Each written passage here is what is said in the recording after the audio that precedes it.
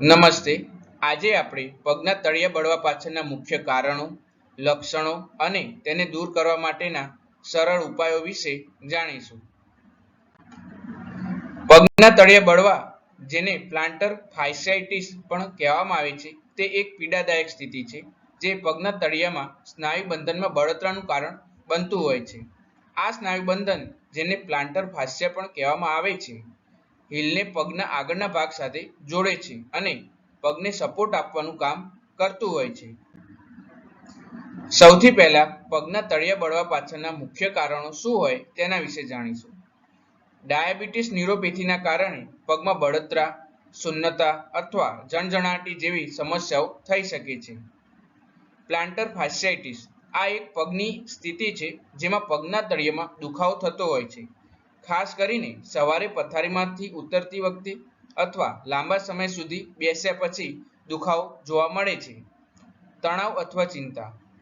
તણાવ અને ચિંતાના કારણે સ્નાયુઓમાં ખેંચાણ થઈ શકે છે, જેનાથી પગમાં દુખાવો થતો હોય છે. ગરમીમાં પગ ગરમ થઈ શકે છે અને બળતરા થતી હોય છે.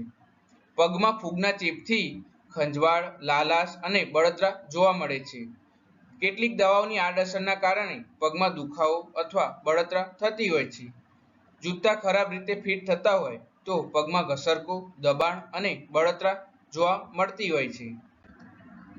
લાંબા સમય સુધી ઊભા રહેવું અથવા ચાલવું. જો તમે લાંબા સમય સુધી ઊભા રહો છો અથવા ચાલો છો તો પગમાં થાક અને દુખાવો જોવા મળે છે. જો તમે નવા અથવા વધુ જોરદાર કસરતના પ્રોગ્રામ શરૂ કરો છો તો તમારા પગમાં દુખાવો અને બળતરા થતી હોય છે. ગર્ભાવસ્થા દરમિયાન હોર્મોનલના ફેરફારના કારણે પગમાં સોજો અને બળતરા જોવા મળે છે. હવે આપણે પગના તળિયામાં બળતરા થવાના લક્ષણો અને ચિહ્નો વિશે જાણીશું. શૂન્યતા અથવા જણજણાટી. આ ડાયાબિટીસ ન્યુરોપેથી જેવી સ્થિતિનું સંકેત કરે છે. લાલાશ, સોજો અથવા ગરમી થવી. આ ફૂગના ચેપ, એલર્જી અથવા અન્ય બળતરાનું કારણ હોઈ શકે છે. દુખાવો જે ચાલતી વખતે વધતો હોય છે.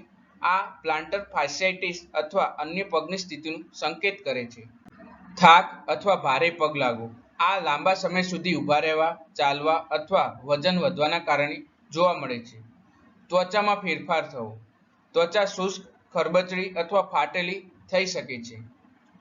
પગમાં નબળાઈ અથવા અસ્થિરતા આવવી. આ ન્યુરોલોજિકલ સમસ્યા અથવા સ્નાયુની નબળાઈનું સંકેત કરે છે. જો તમને આમાંથી કોઈ પણ ચિહ્ન અથવા લક્ષણનો અનુભવ થતો હોય તો કારણ નક્કી કરવા અને યોગ્ય સારવાર મેળવવા માટે ડોક્ટરને મળવું જરૂરી છે. હવે આપણે પગના તળિયામાં બળતરા દૂર કરવા માટેની સરળ ઉપાયો વિશે જાણીશું. તો સૌથી પહેલા આરામ કરવો જોઈએ. જેટલું શક્ય હોય તેટલું બેસો અને તમારા પગને ઊંચા રાખો. બરફ લગાવવો જોઈએ.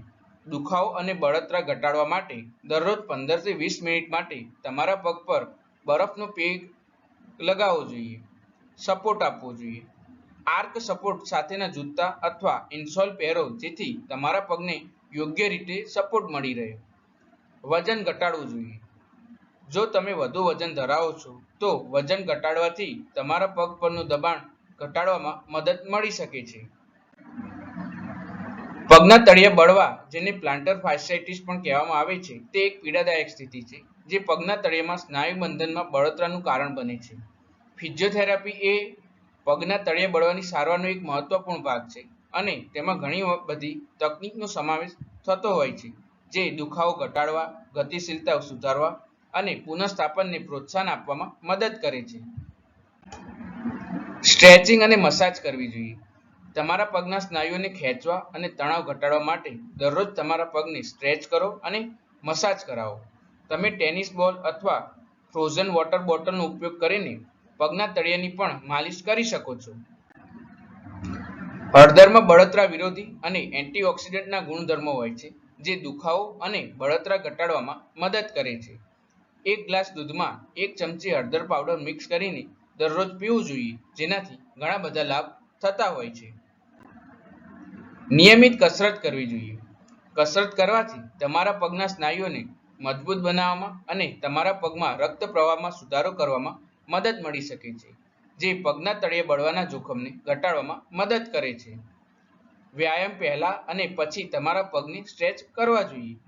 આ તમારા પગના સ્નાયુઓને ખેંચવામાં અને ઈજાને રોકવામાં મદદ કરે છે. પગમાં મસાજ કરાવવી જોઈએ. તમારા પગના સ્નાયુઓને ખેંચવા અને તણાવ ઘટાડવા માટે દરરોજ તમારા પગને મસાજ કરાવવી જરૂરી છે. ધૂમ્રપાન ટાળવું જોઈએ. ધૂમ્રપાન પગમાં રક્ત પ્રવાહને ઘટાડી શકે છે, જે પગના તળિયે બળવાના જોખમને પણ વધારતું હોય છે. જો તમને પગના તળિયે બળવાનું જોખમ વધારતા કોઈ પણ પરિબળો હોય તો તમારા ડોક્ટર સાથે વાત કરવી જોઈએ. તેઓ તમારા જોખમને ઘટાડવા માટે વધારાની સલાહ આપી શકે છે.